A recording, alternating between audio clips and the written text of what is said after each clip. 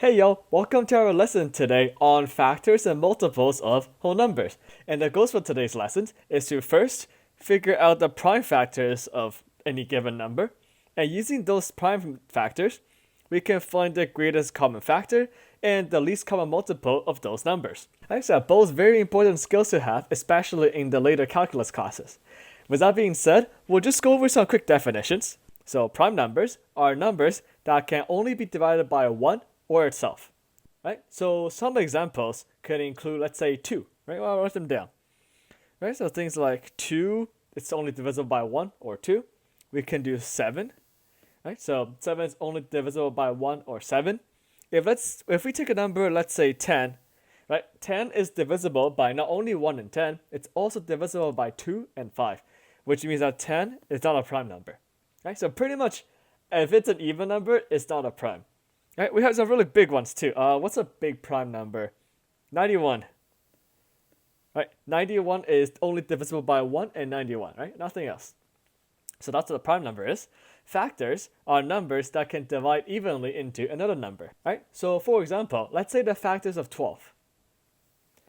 Right, so the factors of 12, we have 1 and 12, and then we have 2 and 6, and 3 and 4. Right, so all those numbers can be divided into 12 evenly. So if we have a number, say 5, right? 12 divided by 5, that will be 2 remainder 3. Right, so because we have a remainder, 5 is not a factor of 12. Right, so all factors will be even dividers. And next, we have prime factors. Right, so prime factors are just factors that are, well, prime numbers. So in the case of 12, right, so there are only 2 prime factors in 12. Right, we have 2 and 3.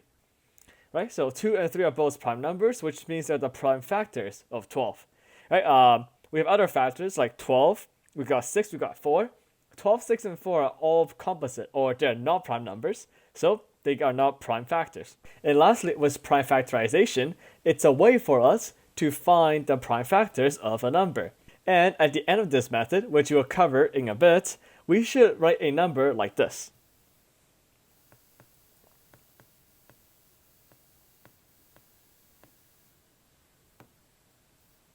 Right? So in the case of 12, instead of writing it as, say, 2 times 6 or 4 times 3, we write it as 2 squared times 3.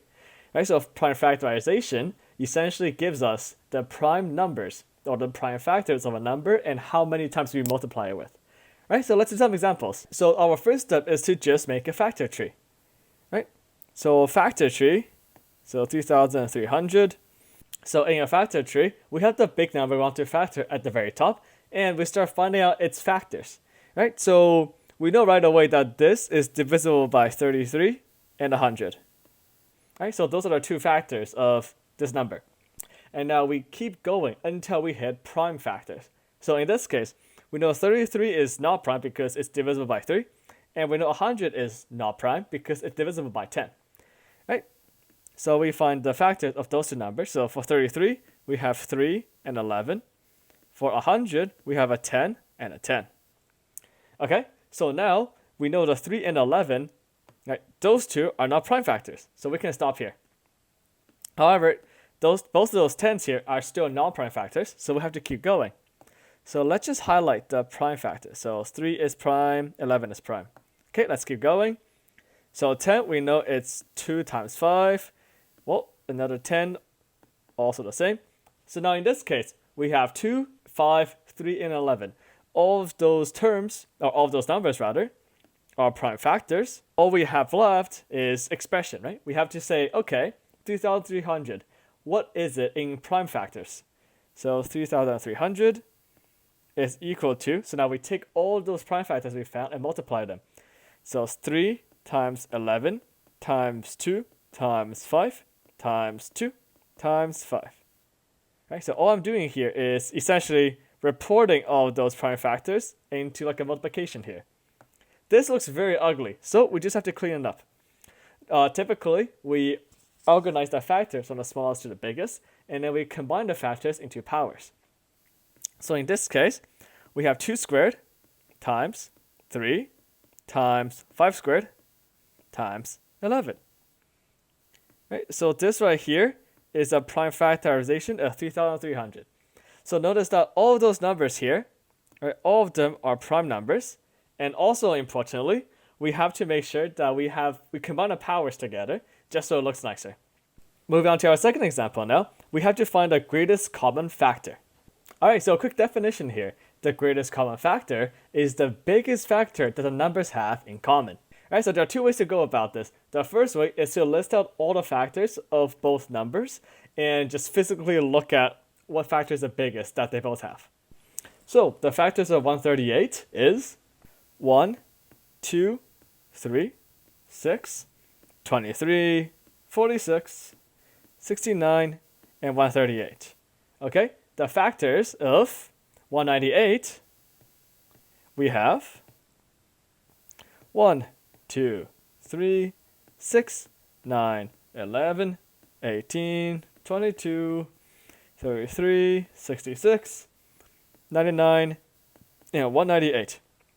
Alright, so now those are all the factors of the two numbers, and now we just have to look at which is the biggest one. So right away we can see that in this case, we both have a 6 right here, but all those factors after the 6, right, none of the factors after that are common, or the same, which means that the greatest common factor of those two numbers is just 6. I guess I'll just do 6 and then box it right here. Alright, this is, as you can see, pretty tedious. We have to find out all the factors and then find the biggest one. Alright, but alternatively, we can use prime factorization to make it go a lot faster. Okay, so let's start with 138 here. So 138, because it's an even number, we know it's divisible by 2. Getting 69. Okay, 69, that is divisible by 3. 3 and 23. And from up here, we have 2, that's a prime number, 3 prime number, 23 prime number. Right? Because all those three numbers are prime, we are done right here. Next, we check out 198. Once again, it's even, so we know it's divisible by 2. Getting us, let's see, 18, 99. 99, it's divisible by 9 and 11. 9, further divisible by 3.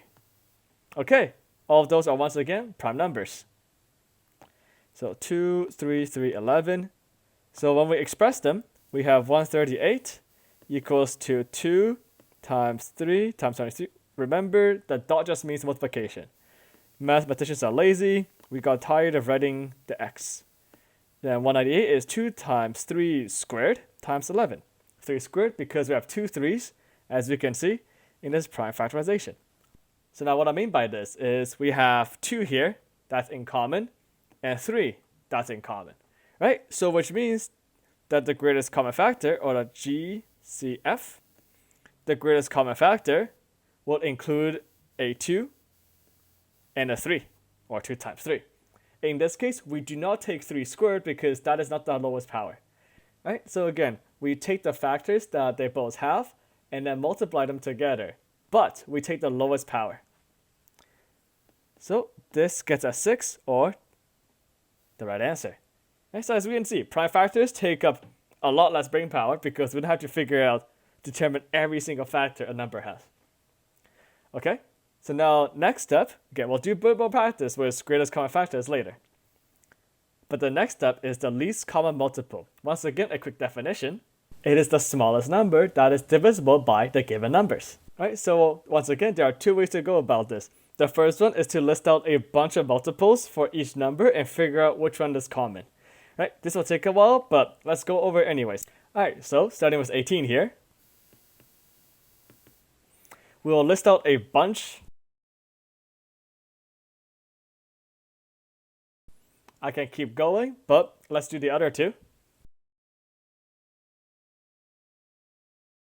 Okay, again, I can keep going with this. The only reason why I stopped at 180 is because I already knew the answer. Right? But realistically, you wouldn't really know what the answer is, so you just have to keep writing until you find something that's common all three. Right? So once again, we have 180 in all three numbers that are the multiples. And as you can see here, there's nothing before this 180 mark that are the same for all three numbers. So this method, as you can see, is pretty much a pain, right? We can see with 18 here, we have a 90 and a 90 or a 30. But because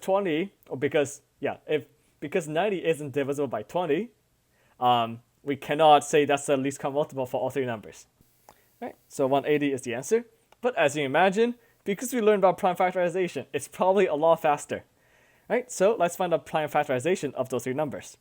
Starting with 18 here, we know that is divisible by 9, or we know some factors are 2 and 9. So 2 and 9, 2 is a prime, 9 is not. We break it down further to get 3 and 3. All those are prime numbers. Okay, 20 now. We know it's divisible by 4 and 5, so 4, 5. 4 is 2 and 2. 5 remains 5 because it's already prime. Okay, and 30, we know that is 5 and 6. 5 is a prime, we leave it alone. 6 is a 2 and a 3. Right, so once again, we're just finding the factors of each number. And when we express them as prime factorization, we have 18 equals to 2 times 3 squared. 20 is 2 squared times 5. And 30 is 2 times 3 times 5. Okay, so this is pretty similar to the greatest common factor. Right, so in this case, we take each prime factor that's labeled in all three numbers and take its biggest power. Right, so in this case, we have a row of 2's here, but we take the 2's of greatest power, which is just squared. Right, we take those 2 squared. Next factor, we also have a 3. Right, so in this case, 3 at the biggest power is 3 squared, so we take that 3 squared. And lastly, the last factor we haven't touched on is 5. And because 5 is only to the power of 1, we just take the 5 to the power of 1. And at the end, we just multiply together. So the least common multiple, LCM, is 2 squared times 3 squared times 5, which is 4 times 9 times 5, and getting us at 180.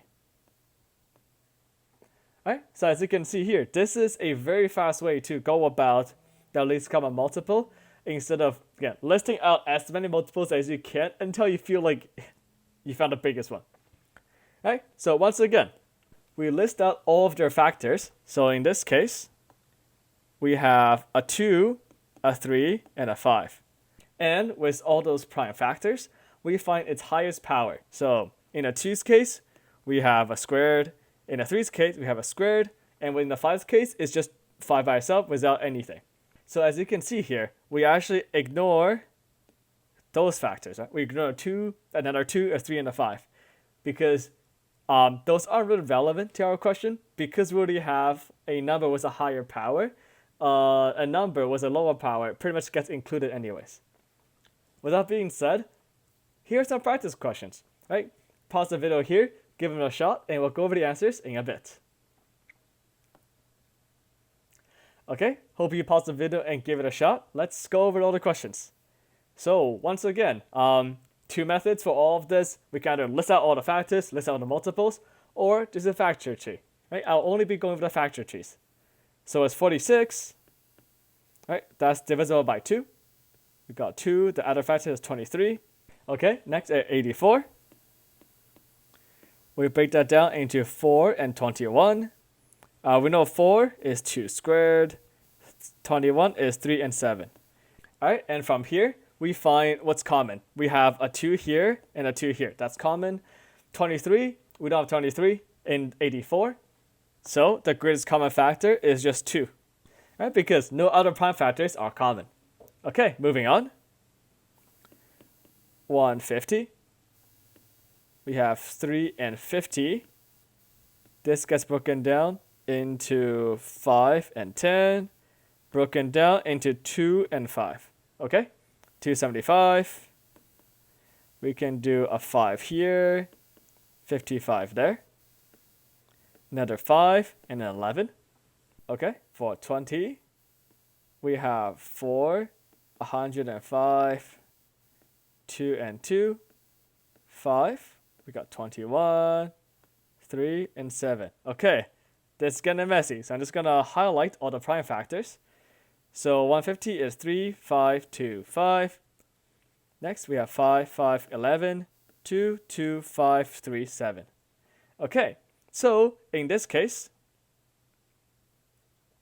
let's see, what do we have in common here?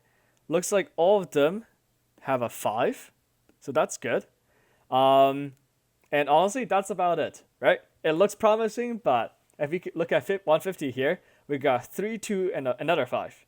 So in 275, right, we have a 5. We have a 5 here, but in 420, we don't have another 5 here, right? So 5 isn't it.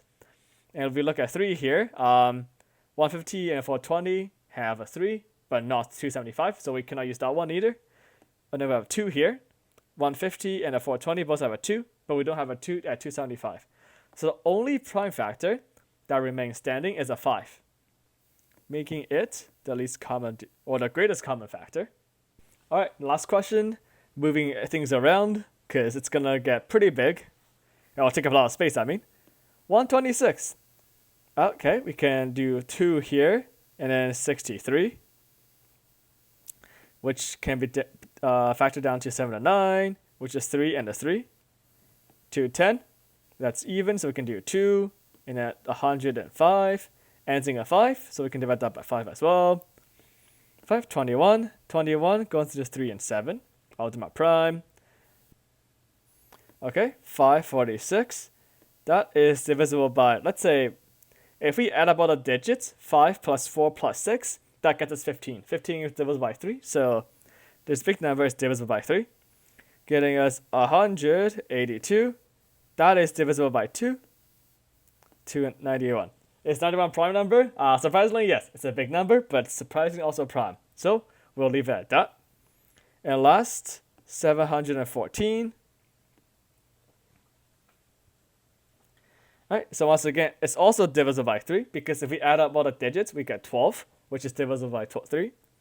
Okay, so that we have 2, 3, 8. Okay, that is even, so we'll do that. 119.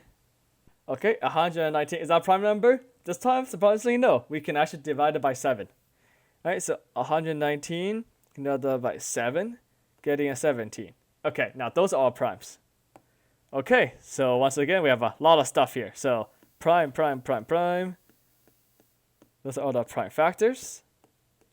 Okay, so now let's find the common ones. We know all of them looks like have a 2. All of them have a 3.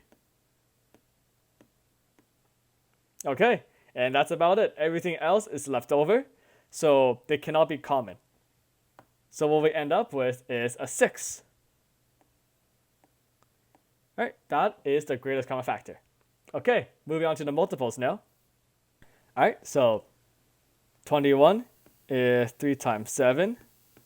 45 is 5 times 9, which is 3 times 3 for the 9, which means 21 is, again, 3 times 7. 45 is 3 squared times 5. Now we multiply all the factors, but to the highest power. So in this case, we have a 3 squared, a 7, and a 5. The 3 gets left alone because it's already including the 3 squared. So the greatest common multiple is 3 squared times 7 times 5, getting us 315. Okay, second one now. Once again, let's find all the prime factors. 20 is 4 times 5. 4 can be broken down to 2 and a 2. 36 is just 6 times 6. Both can be broken down to 2, 3, and a 2, 3.